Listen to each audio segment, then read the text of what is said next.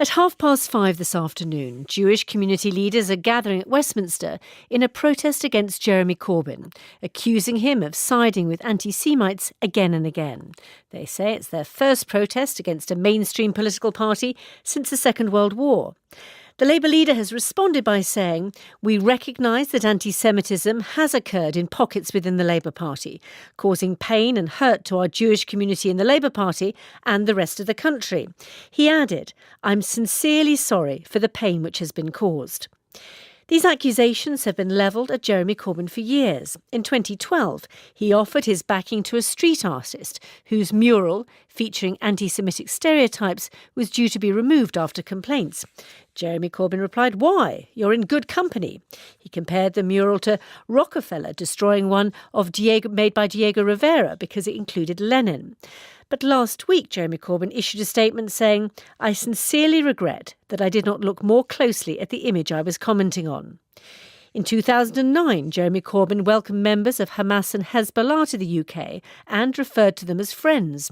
He later refused to apologise for this in an interview with Christian Guru Murthy on Channel 4 News. Hamas, Hezbollah are part of a peace process. Even the former head of Mossad says that there has to be talks involving Hamas. I've also had discussions with people from the right in Israeli politics who have the same view, possibly, that the state of Israel should extend from the river to the sea, as it is claimed people from the Palestinian side do. And I'm very happy for you to make all of that clear. But I'm saying you use these words, friends. Now, are you saying they're not your friends? Or are you saying they are your friends? I'm saying that people I talk to, I use it in a collective way, saying our friends we're prepared to talk to. Does it mean I agree with Hamas and what it does? No. Does it mean I agree with Hezbollah and what they do? No. In 2016, Naz Shah, the Labour MP for Bradford West, apologised for writing a series of anti-Semitic posts on Facebook, including arguing for Israel's population to be transported out of the Middle East. Then, while defending Naz Shah, the former London Mayor Ken Livingstone claimed that Hitler had been a Zionist. He was suspended, but not expelled from the Labour Party, and spoke to The World at One. That's historical truth. I'm not going to deny that, the Normans invaded Britain in 1066. We have to live with history. But this isn't an argument about history, is it really? It's an argument about what's going on in the Labour Party at the moment and the charges that people on the left are anti-Semitic. And the idea of bringing Hitler into an argument about Israel lays you open to the charge of being anti-Semitic. It lays you open to people smearing and lying about you. But, I've always answered the questions people put to me. And the simple fact is we've had a handful of people say anti-Semitic things in the Labour Party. They've been suspended. They're on their way to being expelled. Some have been expelled already. I have to say, I supported Naz in her campaign to get elected. I wouldn't have done that if I thought she was anti-Semitic, and I think she was completely over the top in what she said. It was very crude, very rude, but I don't believe she's anti-Semitic. But she did say the Jews are rallying. Isn't that an anti-Semitic sentence? I don't think she's anti-Semitic. I've just said sentence? She was completely over the top and rude, and she apologised. The simple fact is I've been a Labour Party member for 47 years. I've never heard anyone say something anti-Semitic, because if you're a bigot, you're not going to join the Labour Party. Ken Livingstone. Well, today, the Board of Deputies of British Jews and the Jewish Leadership Council sent a letter strongly condemning Jeremy Corbyn. They wrote, "He issues empty statements about opposing anti-Semitism, but does nothing to understand or address it." The letter continues. "Again and again, Jeremy Corbyn has sided with anti-Semites rather than Jews. At best, this derives from the far left's obsessive hatred of Zionism, Zionists and Israel. At worst, it suggests a conspiratorial worldview in which mainstream Jewish communities are believed to be a hostile entity, a class enemy." During the 2015 Labour leadership contest, Jeremy Corbyn took calls from listeners on The World at One. One of them was Lee Barnett from Richmond. I joined the Labour Party, my first political party, on the 8th of May at the age of 50. Okay. Since then, I'm coming to think that I've made a mistake, especially when seeing online the anti-Semitic and Holocaust denial posted by those who say they're your supporters. Instead of merely suggesting the debate should be polite, why don't you tell those who post such material, I don't want your support. The Labour Party doesn't want you in it. You're loathsome people. Go away. You've loathsome views. I don't want to be elected on the votes of anti-Semites and Holocaust deniers. Because until you do, At best, you ignore what's happening, and at worst, you give the impression you actively condone it. Okay, Lee, absolutely, you do not condone it, and I think you know very well that I do not condone that in any way. I have spent my life as a campaigner against racism. My parents were campaigners against racism. My mother was there in Cable Street alongside the Jewish and Irish people opposing the rise of Nazism in Britain. Anti-Semitism, Islamophobia, far-right racism is totally wrong and absolutely obnoxious, and I've made that absolutely clear to everybody who will listen to me on this subject, and I'm sure you and I can agree that the strength of any community and society is respect for its diversity, respect for its multi-faith credentials, but above all, absolute opposition to racism and intolerance in any form that it arises. Lee, thank you for your call, but there have been questions raised about the kind of people that you associate with. Story in the papers today about the fact that you invited Diane Abu Jarjar to the Commons as a special guest. Now, this is a man who's talked about hoax gas chambers. Sorry, who? You've not met him? No.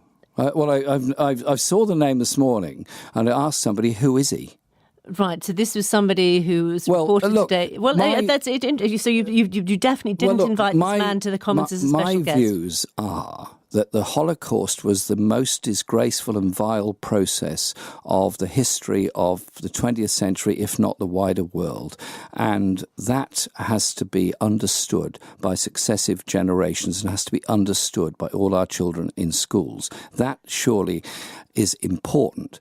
The idea. So just to be absolutely clear on this, but there's an accusation which I think you're denying. I'm giving you the opportunity to deny it. The idea. You didn't invite this man. Sorry, can I answer, please? The idea that I'm some kind of racist or anti-Semitic person is beyond appalling, disgusting, and deeply offensive. I have spent my life opposing racism.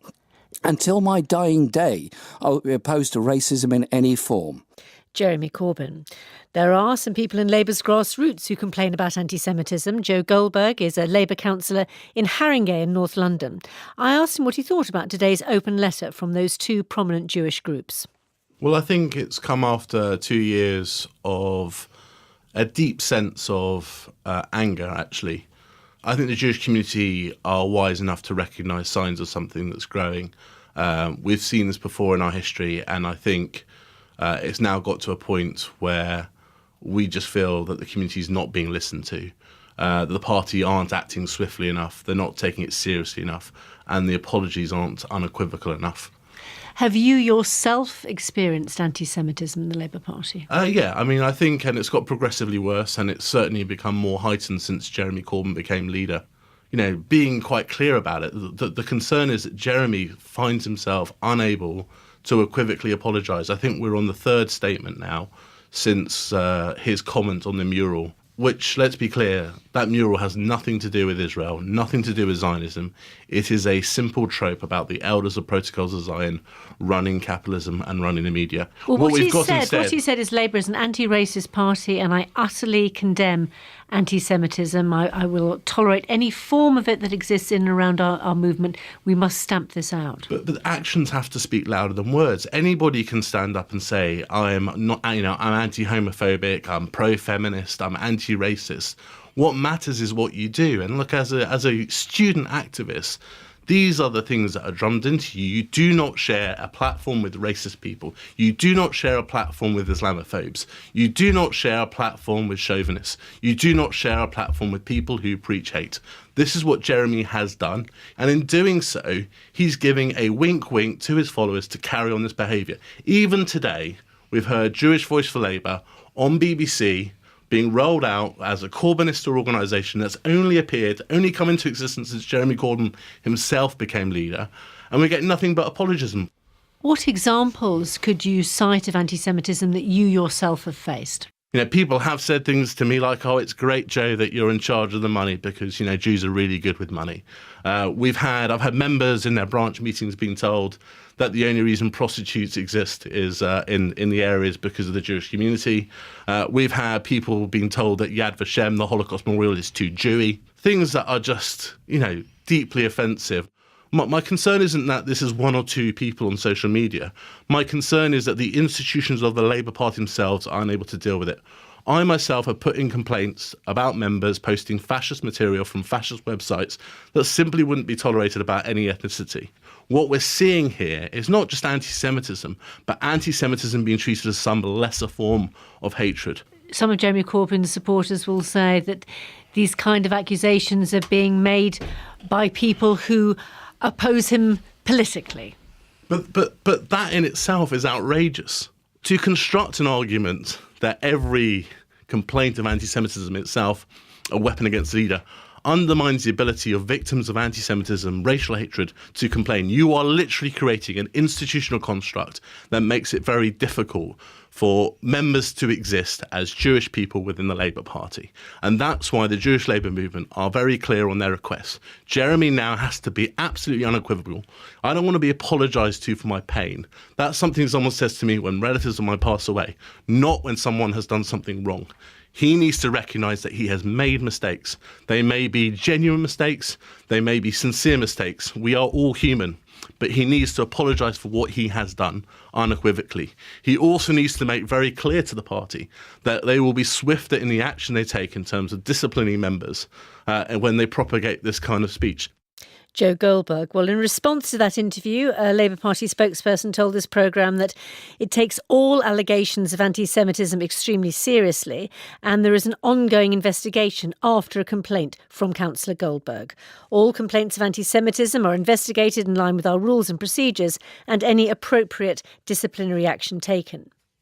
Naomi Wimborne-Idrissi is from the group Jewish Voice for Labour. I asked for her reaction to the Jewish Leadership's Council's intervention. I'm really anxious about this protest. I think it's a huge mistake for representatives of major Jewish community organisations in this country to line them up with a clearly political attack on Jeremy Corbyn. It can't be a coincidence that it comes after a wave of assaults on him over Brexit policy, and it can't be a coincidence that it's happening just as we get into the important stages of campaigning towards municipal elections. Well, they would completely deny that they're politicised over this. They're saying that this is because of a repeated institutional failure to properly address Jewish concerns and to tackle anti-Semitism. No, I'm sorry. I am absolutely clear, and the reason Jewish Voice for Labour had to be set up was to counter the hysteria about anti-Semitism, which, by the way, does nothing to help real, genuine campaigning against anti-Semitism, along with other forms of racism. What we've really got here is the culmination of more than 2 years of a vicious and unprincipled attack on Jeremy because he's a sincere and genuine socialist who supports justice for Palestine. So you have people like the Board of Deputies who are not Labour.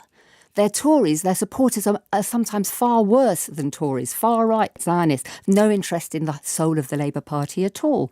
Well, hang on, this is a mainstream Jewish group. You know, the Board of Deputies are elected representatives from numerous synagogues, community organisations and charities. Yes, but their prime goal seems to be these days to hunt around for people who have sympathy for Palestine and find excuses for driving them out of the Labour Party, which many of them are not even in or not even voters for. Well, what Joe Goldberg was saying is this goes far beyond criticism of Israel. If we take the mural in the East End, which Jeremy Corbyn supported, he said that was just a straightforward example of anti-Semitism, nothing to do with Palestine. Well, he's being disingenuous. It is a nasty-looking cartoon, but I had to look really closely to see that was the case, to be honest. And I've seen discussions on social media between Jewish people of various political persuasions saying, well, yes, on balance, I suppose it could be condemned as anti-Semitic. But honestly, 6 years ago, Jeremy Corbyn is sent something by an artist who says, hey, guys, my mural's been wiped off the wall. And he says, that doesn't sound very good. I'll support you. Why is this being dragged up now? Because he's refused to apologise. That's the allegation.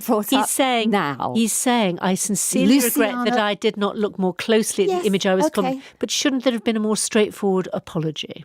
honestly, if I have one criticism of Jeremy, it is that he is far too nice, far too apologetic, far too reluctant to beard his enemies in their den and say, I know what you're about. He should have done it right when it started. Because remember, it started when his name first appeared on the list to be possibly leader of the Labour Party. It started right back then. But would Jeremy Corbyn, if he'd taken a stronger line against anti-Semitism, if he'd issued more apologies, if he hadn't called Hamas my friends, for example, would it be easier for him to defend himself against these charges? Absolutely not, because they'll never be satisfied. They want to drive out everybody who's supportive of the Palestinian people. And I'm sorry, it does come back to that. It's not every issue is about that, but this whole political conflict around the Labour Party is to do with that, and it's to do with Jeremy Corbyn's visionary politics. Everybody who supports Palestine is under the cosh here. We've got people redefining anti-Semitism. So if you suggest that Israel is an apartheid state, debatable but not illegal.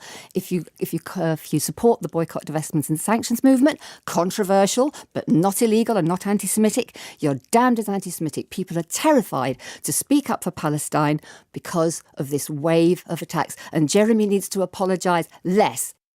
Naomi Wimborne-Idrissi.